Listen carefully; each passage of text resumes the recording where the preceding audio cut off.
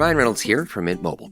I don't know if you knew this, but anyone can get the same premium wireless for $15 a month plan that I've been enjoying. It's not just for celebrities. So do like I did and have one of your assistants switch you to Mint Mobile today. I'm told it's super easy to do at mintmobile.com/switch. Upfront payment of $45 for 3-month plan, equivalent to $15 per month required. Intro rate first 3 months only, then full price plan options available. Taxes and fees extra. See full terms at mintmobile.com. Welcome back to the Center in the City podcast, a space to pause, breathe, and come back to yourself, even in the middle of a full and busy life.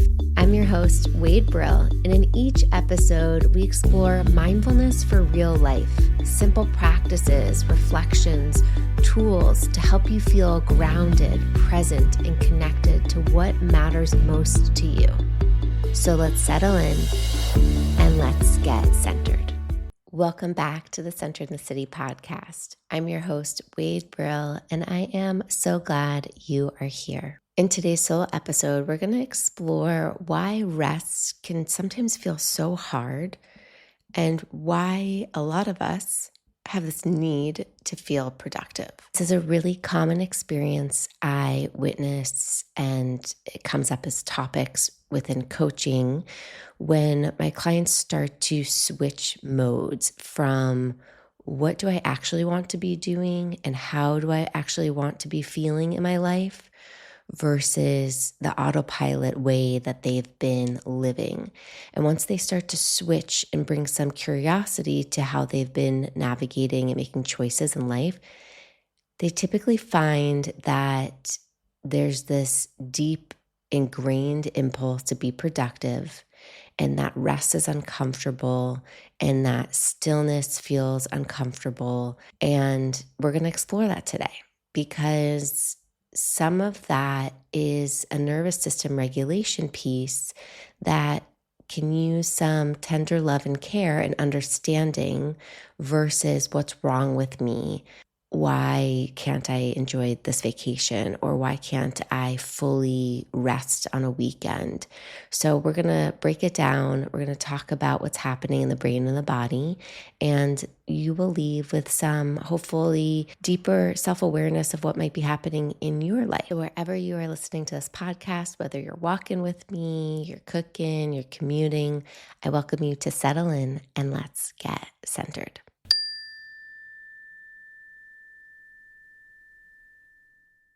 So if you ever woke up on a Saturday and maybe had the whole day clear, and instead of being like,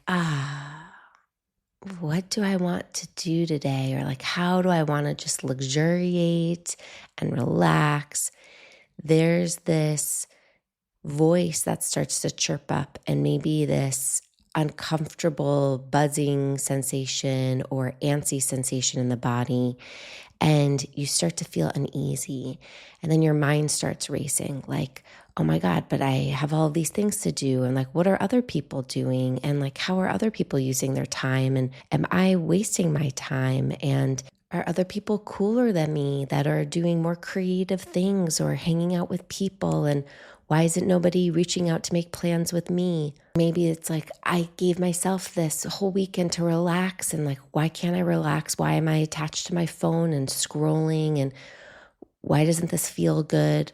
And before you know it, you have picked up your phone, called some friends, texted some people, and you have made plans for yourself that day. So why is the very thing that we say we want, that we need, rest, can feel so uncomfortable when it fully arrives? So a lot of the time we can be exhausted because we are literally doing too much. Our plate is too full, whether it's in the doing or our mental load is just really heavy. But there can also be this deeper issue that I recognize in a lot of my clients. I recognize it myself. We talked about it on previous episodes, especially when it comes to your worth, is that a lot of us have learned to tie our worth, our sense of self, to being productive. And so rest can feel really difficult because it removes this distraction that keeps us from noticing what's happening within me.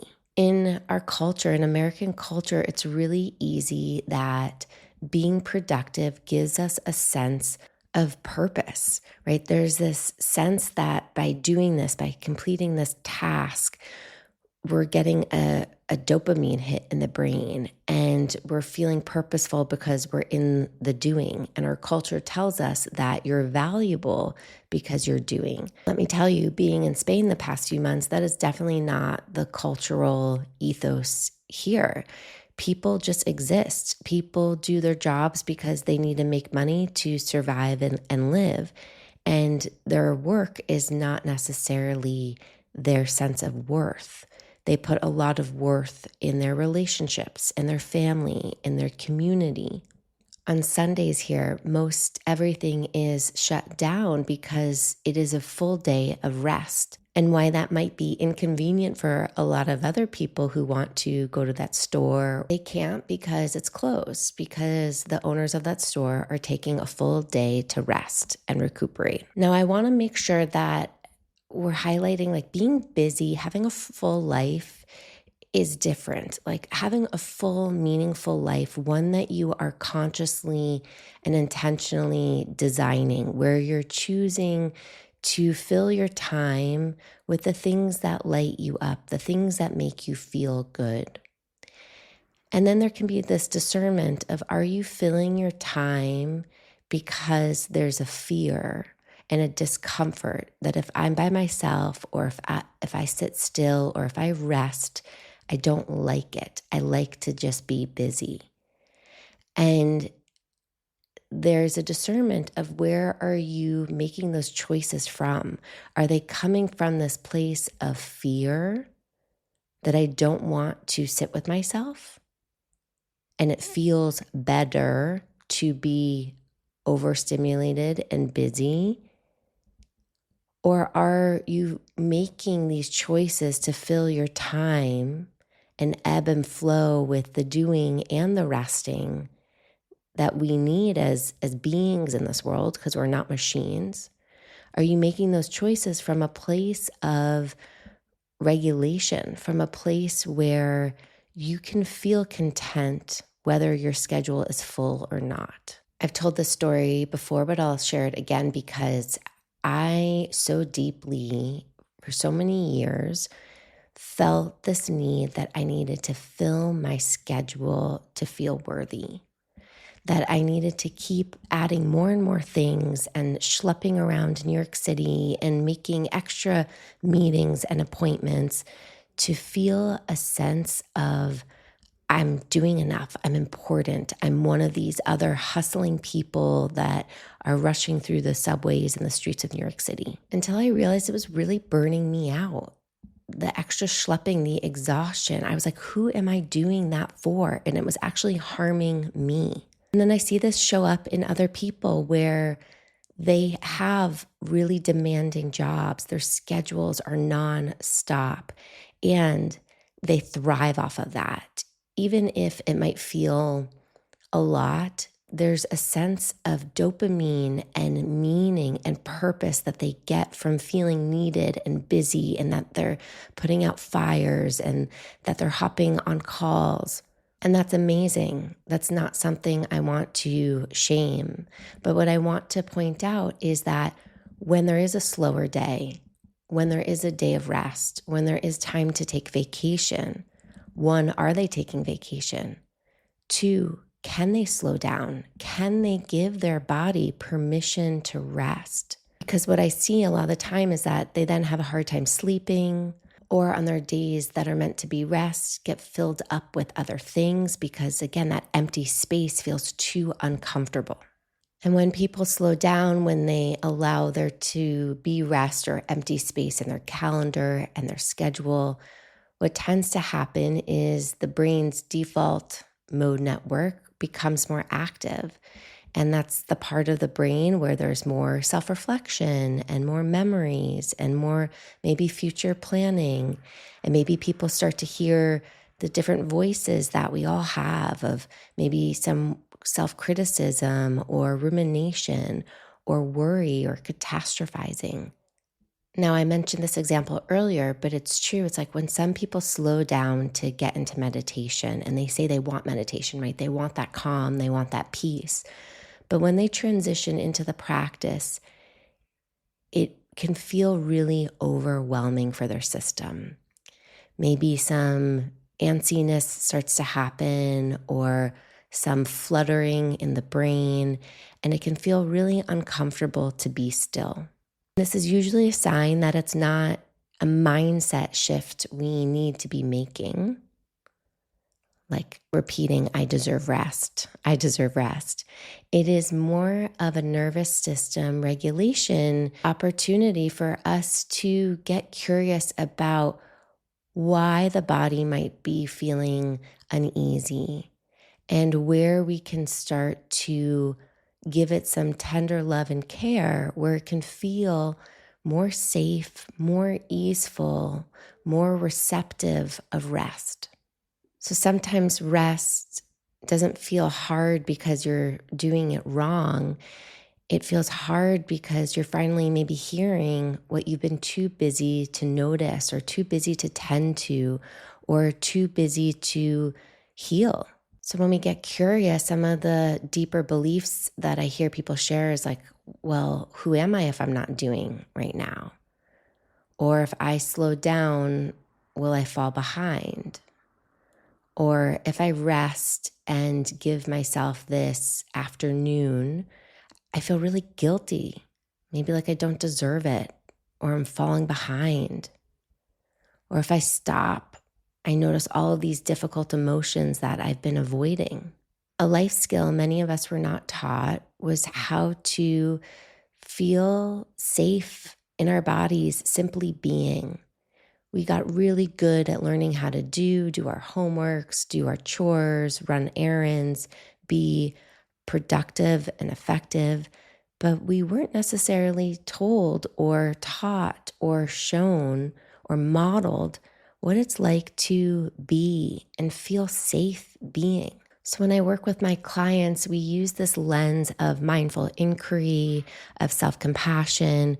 We bring in some IFS work, some internal family systems work to understand what part of you is maybe chirping up, or what parts, maybe there are many parts that are showing up that are saying, rest isn't safe, or you don't deserve rest, or if you rest, you're going to fall behind and it's going to be worse. We get really curious about what's happening in the body that is maybe blocking some energy to be able to receive the rest, to be able to rest into the present moment. When I started doing this work years ago, I realized there is this voice in me that was saying, you're only worthy if you're doing.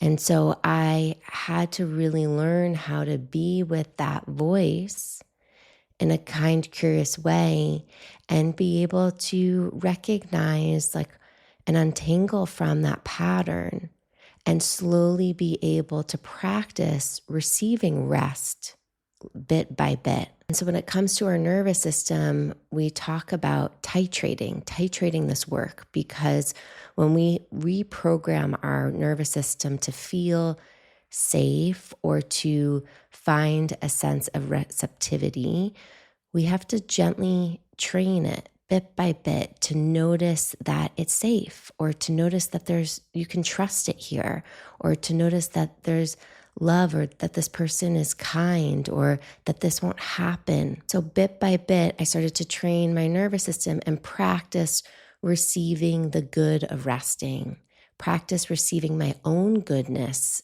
that I am whole and complete just as I am as I sit here and rest, or as I sit here and meditate.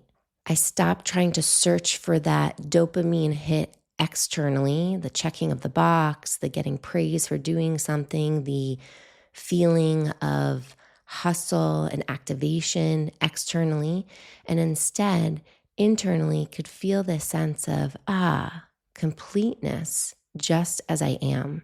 So sometimes this can look like us taking mindful moments throughout the day, these pauses of rest to come back to ourselves, like sipping our tea and fully allowing ourselves to be with it. Taking a walk outside and feeling the sunshine on our face and the wind in our hair, smelling the flowers. Just the other day, I was recognizing wow, I'm eating lunch and my meals really fast, and I'm not actually allowing my body to receive the goodness. And so I started to pause and get curious, why am I not allowing myself to enjoy this meal fully, right? To rest into giving my body nourishment, because that is a regulated nervous system. And I got more curious and I was like, it's this part of me showing up again that I am not feeling like meal times are actually a time where I can receive, because I'm in the kitchen cooking the meal and taking so much mindful effort with that. And that feels really actually restorative.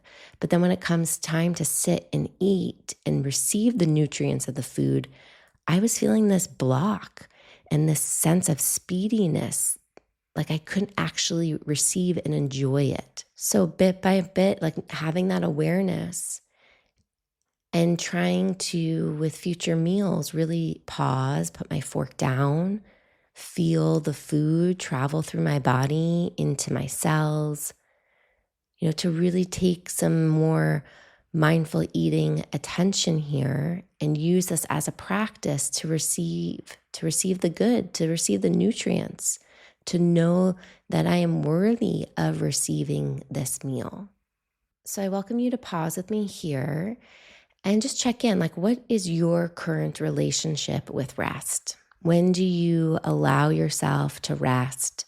When and how do you like to receive rest? And there's some people that are like, I'm going to rest when I die, so let me just keep, doing and living. And to that, I say, go for it if that's your motto. I think it's going to burn you out. Because if we look to nature, everything goes in cycles of rest and doing, right? Rest and productivity. When we think about plants or trees, it's like they have these moments of blooming where they're giving, maybe they're growing fruit and they're creating, and then they have these moments of rest and hibernation.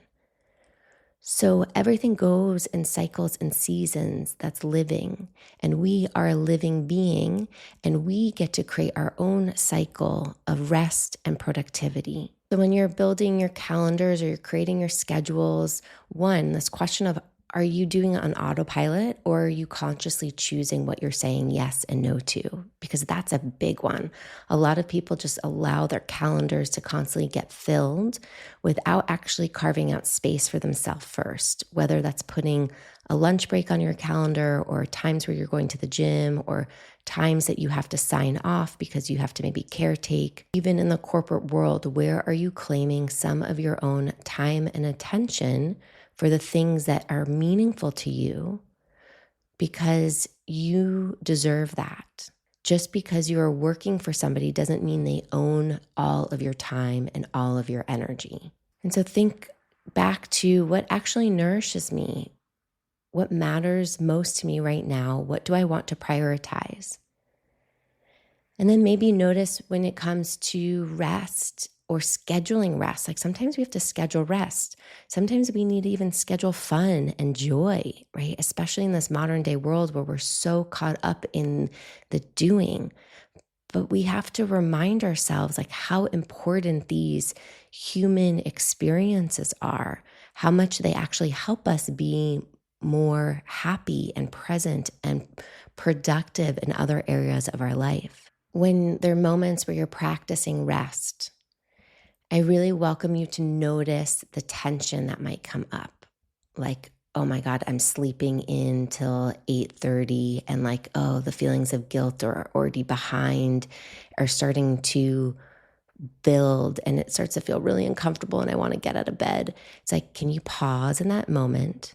Maybe place your hand on your heart, or a hand on your face, or two hands on your face, something that just allows you to know that you're here. And can you take a few seconds to just breathe into that tension that you're feeling? right? To notice that tension of, oh, this feels uncomfortable. And can you breathe and just be in that tension? Because what we do when we strengthen our mindfulness muscles, when we're regulating our nervous system, is that we're actually building more capacity to be with the full spectrum of life by sitting in a little bit of that resistance. And we don't want to sit in that resistance for maybe an hour in the beginning because that might be too much for our system. This is what I mean earlier of just titrating a little bit. Can we sit with that resistance for 2 minutes, 5 minutes, 10 minutes? And in that resistance, can you slow down enough and get more curious about what's happening, right? Naming and noticing the part of you that's uncomfortable. Maybe getting curious of, what do you need right now? Why does it feel so necessary to get up and be productive? Right? And as you're mindfully, curiously exploring what's happening for you in this present moment, you're doing this kind of inquiry, not from a judgy lens, not from a lens of shoulds, not from a lens of like, come on, you're being lazy, let's get up, but from this lens of tender care. And maybe veering towards this intention that you get to receive this rest, that you get to receive this joy of sleeping in. And when my clients start to connect to these moments throughout their day where they realize they've been doing from a place of fear versus taking action from a place of alignment and from a place of like nervous system regulation, they start to realize like, oh my God, why did I have that monkey on my back? Like, why did I create so much extra pressure and stress for myself? And they start to feel lighter and they start to just have a little bit more joy and life feels a little bit more easeful because they then have more energy to like kick ass at work and kick ass at their social plans, because they're feeling fully present and they're not there from a place of guilt or feeling like they're doing overtime because they're not balancing it out with rest. I'd love for us all to remember that rest is not a reward for finishing everything on our to-do list. It's a biological need, and it's a practice of trusting that you are of value independent of how much you produce. That because you are living and breathing, you deserve rest. You need times of break. You need times to restore your batteries. Just like you care for your cell phone and start to charge it when it gets low. What are you doing to plug yourself in to fully receive that juice so that you can keep going, so that you can keep enjoying, and not from, again, this place of avoiding the discomfort, but from this place of, wow, I'm fully rested and I can serve more effectively. I think this topic of rest is really important, especially as we step into the summer months where it is a time in the Northern Hemisphere where there's just like energy and doing, and the sun sets really late and there's just so much hanging out outside and it's partying and celebrating. And so how do we balance all of that fun and joy and play and work with also restorative rest? When I say rest, I don't just mean 8 hours of really good sleep. I even just mean, can you sit and just receive the joy of the moment? Can you rest and take a break, closing your eyes, detach from screens, and just give yourself a moment to recalibrate? Can you take a restorative walk, right? Can you rest and do some stretching? So by rest, I don't just mean like eyes closed, sound asleep, but there are all of these other little micro ways that we can rest and pull back and come back to the present moment where we're not necessarily in the doing, the figuring out, the solving. As we bring this episode to a close, I'd love to hear what's coming up for you. What's your relationship to rest like? How do you incorporate rest into your days, into your schedule? And if you're noticing that rest feels uncomfortable, or you feel moments where you're not able to receive the present moment as fully as you would like to, try slowing down, try getting curious, try starting to listen to what the deeper beliefs are below the surface that might be blocking your nervous system from being in a regulated, calm, connected state. And if you're needing more support on meeting your nervous system, being able to interact life from that calm, connected state, feel free to reach out for some coaching, whether myself or another coach in your world, and gain the support you need so that your body, your nervous system can feel safe and open to the present moment, to receive the gifts of whatever you're doing, to receive the rest, to receive the joy, to receive the connection. Instead of letting these protective parts run your nervous system and pull you away from presence, pull you away from you living your truth. And if you are in the Seattle area, I would love to have you join us for our day-long retreat on June 14th. It's called the Solstice Day-Long Retreat. And this will be a full day of receiving, an ability to detach from technology, have opportunities to regulate your nervous system and feel more present in your life. We'll be doing a lot of meditation and mindful movement. My co-facilitator, Heather, will be facilitating some breath work. So it'll be a very holistic day, nourishing lunch that is all about you learning to receive and be in a present state. This retreat will be very intimate, so if you're curious to join or check out more information, head to the show notes. Thank you so much for being here, for allowing me in your ears, your heart, your mind. I welcome you to share this episode with somebody in your community that you know would value this conversation of rest and productivity. And until next time, stay centered. Spring is calling, weddings, patio sessions, barbecues, and you want that drink vibe without sacrificing tomorrow. That's RK Zero Proof. As the world's first zero-proof spirits brand, RK created the warm molecule, giving you the smooth kick of whiskey or tequila with zero alcohol, 0 calories, 0 sugar, and all the peace of mind you need to enjoy every moment. Step into the zero-proof season at rkzeroproof.com.